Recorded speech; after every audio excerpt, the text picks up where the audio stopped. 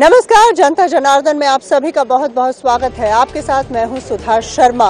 हिंदुस्तान की अगर बात की जाए तो हिंदुस्तान दुनिया का सबसे बड़ा लोकतंत्र है, लेकिन विडंबना इस बात को लेकर है कि इसी हिंदुस्तान में जहां पर सबसे बड़ा लोकतंत्र है, वहां पर जनता की आवाज को दरकिनार किया जा रहा है। वीआईपी न्यूज की ये खास मुहिम है, जहां पर वीआईपी न्यूज की ये कोशिश है कि जनता की आवाज को सरकार के कानों तक पहुंचाया जाए। जनता रोजाना तमाम तरह की समस्याओं से ग्रसित है, परेशान है। उन्हीं समस्याओं को वीआईपी न्यूज के माध्यम से हम सरकार के कानों तक पहुंचाने की कोशिश करते हैं। इसी कड़ी में एक बार फिर से जनता जनार्दन के साथ हम मौजूद हैं। चलिए सीधे चलते हैं जनता के पास और जानते हैं उन्हीं की जुबानी उनकी परेशानी। आइए बातचीत करते हैं। नमस्कार, नाम क्या है आपका?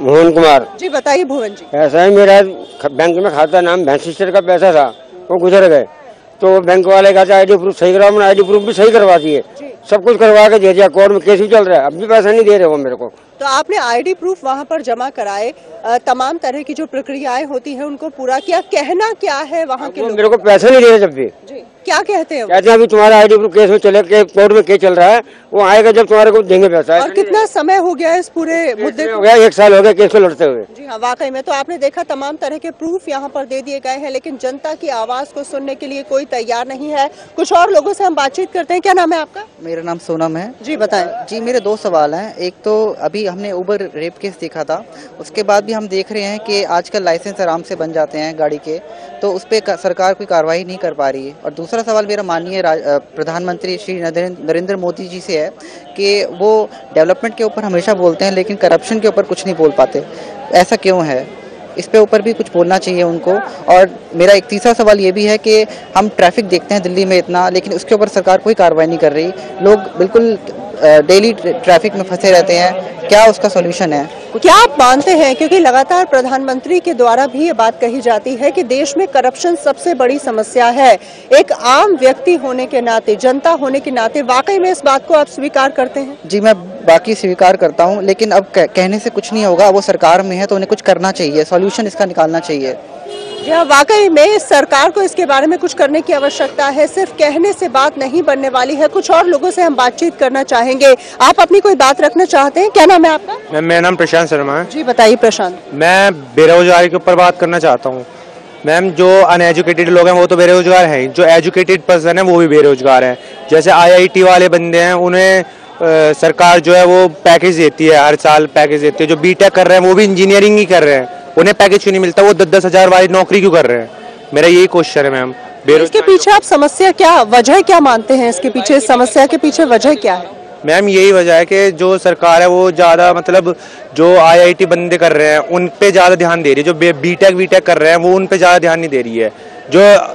जो कम कर रहे हैं, जो जिन पे पैसा नहीं है, वो ज्यादा बीटेक में भागते हैं और IIT में नहीं भागते हैं। जी हाँ, वाकई में तो समस्या ये है कि अगर आपके पास पैसा नहीं है, उसके बावजूद अगर आप किसी भी तरह से अपनी एजुकेशन को पूरा कर लेते हैं तो वहाँ पर सुविधाएं नहीं मिल पाती हैं, नौकरियां नहीं है। तो जनता की तमाम समस्याओं को हम आपके सामने रखने की कोशिश कर रहे हैं, सरकार के कानों तक इन समस्याओं को पहुँचाने की कोशिश कर रहे हैं। और वीआईपी न्यूज के इस खास कार्यक्रम जनता जनार्दन के माध्यम से हमारी अपील है सरकार से कि जनता की आवाज को सुनिए, क्योंकि जनता की आवाज के बारे में कहा जाता है कि लोकतंत्र में ये भगवान की आवाज होती है। आइए कुछ और लोगों से बातचीत करते हैं। आप कुछ कहना चाहेंगे? नाम क्या है आपका? जी, मेरा नाम अब्दुल्ला सिद्दीकी है। बताइए। मैडम, अभी हाल ही में 2014 में लोकसभा का इलेक्शन हुआ था, तो उसमें जो सरकार है उन्होंने जब शपथ ग्रहण के टाइम उन्होंने कहा था सबका साथ सबका विकास। लेकिन आज देश में जिस तरीके से धर्म परिवर्तन, लव जिहाद ये सब हो रहा है, उस पर सरकार क्यों सो रही है?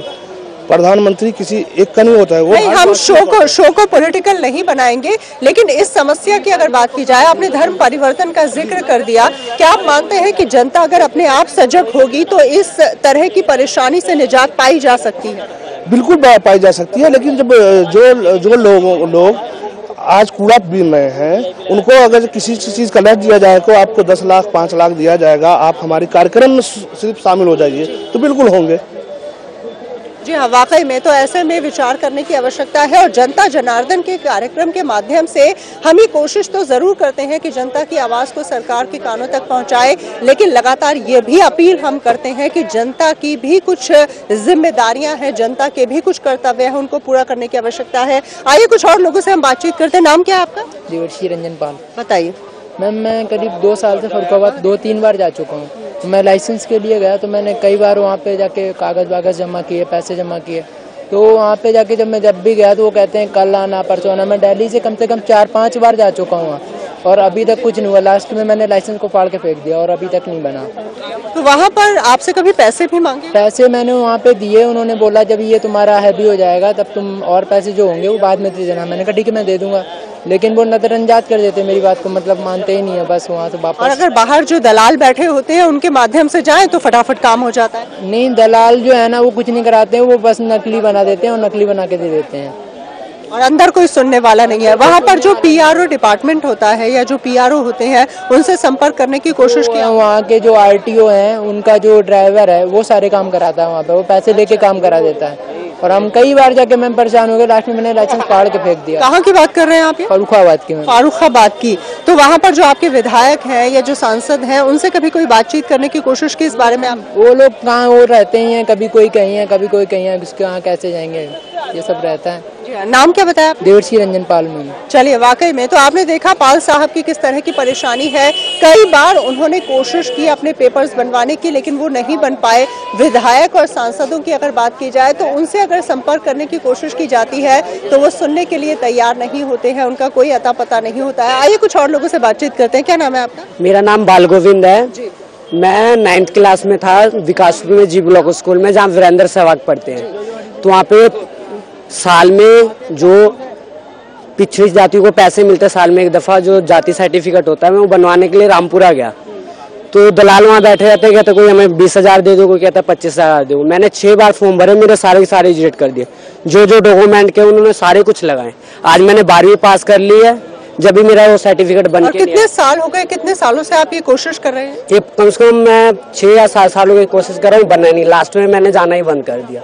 वाकई में कितना दुख होता है एक आम आदमी जब अपनी किसी उम्मीद के साथ जाता है सरकारी ऑफिस में और कोशिश करता है कि वहां पर कुछ कागजात तैयार करवा लिए जाएं। हालांकि सरकार की तरफ से लगातार ये बात कही जाती है कि बहुत ही आसान प्रोसीजर है, सब कुछ ऑनलाइन किए जाने की बात भी कही जाती है। लेकिन जैसा कि अभी हमने इन व्यक्ति की जुबान से सुना कि इन्होंने बताया कि वहां पर पैसे मांगे जाते हैं। लोकेशन एक बार फिर से आप बता पाएंगे कौन सा ऑफिस है और कहाँ पर है? ये रामपुरा में है। रामपुरा के पास पूरा विकासपुर का पूरा एरिया वहीं पे पड़ता है। जो हमारे इलाके के विधायक ओपी बब्बर जी थे इस टाइम तो और कोई, इस टाइम तो उनके जो कहते थे तप्पा लगवा के ला, वो लगवा के, मैंने काफी बंदों के लगवाए, उसके बावजूद भी मेरा बना के नहीं दिया। तो विधायक जो आपके हैं उनसे आपने बात की कि हमारी कुछ मदद कर दीजिए, क्या काम नहीं हो पा रहे हमारे? उनके ऑफिस में मैं गया था, लेकिन वो कभी मिलते ही नहीं है। उनके जो बाहर है उनके कारीगर बैठे रहते हैं, वही थप्पा लगा के दे देते, उनका यही काम होता है। जी हाँ, वाकई में विधायकों से अगर आप कुछ कंप्लेन करना चाहें या सहायता उनकी चाहें तो उनकी सुनने वाला कोई नहीं होता। एक कागज का टुकड़ा बनवाने के लिए एक आम आदमी को किस तरह से अपनी चप्पलें घिसनी पड़ती है, ये सबसे बड़ा उदाहरण यहाँ पर आपने देखा। और लगातार हम जनता से बातचीत करने की कोशिश कर रहे हैं, जनता की समस्याओं को जानने और समझने की कोशिश कर रहे हैं। आप देख सकते हैं अपने टेलीविजन स्क्रीन पर तमाम लोग हमारे साथ इस वक्त मौजूद है। कुछ और लोग हैं, आइए उनसे बातचीत करते हैं। क्या नाम है आपका? जी, मेरा नाम भूपेंद्र। जी बताइए भूपेंद्र। मैं यूपी से आया हूँ, गोंडा से। जी। मुझे यहाँ सेंट्रल पार्क में थोड़ी तकलीफ होती है आके, क्योंकि ये भारत का पार्क है। यहाँ बहुत से लोग दूर दूर से देखने आते हैं और यहाँ लड़के आके और लड़कियाँ आके अश्लील हरकतें करते, इस पे क्यों कोई कुछ नहीं करता?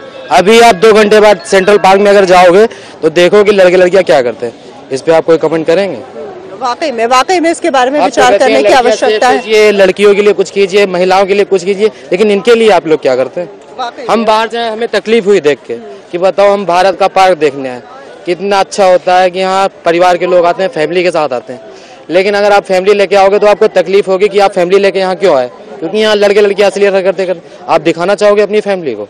वाकई में बहुत ही इस तरह का जब नज़ारा देखने को मिलता है जहाँ पर पार्क जो कि खास तौर से परिवार के लिए पार्क बने हैं, वहाँ पर जब इस तरह का नज़ारा देखने को मिलता है। और सवाल ये भी है कि यहाँ पर पुलिस प्रशासन क्या कर रहा है।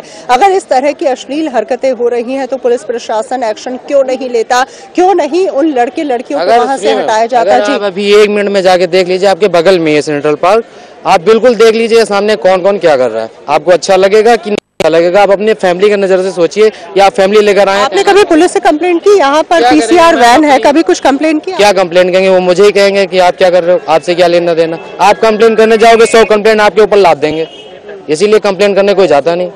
हर आदमी देख के हर आदमी कमेंट करने सोच लेता है चलो छोड़ो, लोग गाली दे के चले जाते हैं। लोग बताओ हम अपनी फैमिली लेकर आए यहाँ, ये असली हरकतें कर रहे हैं।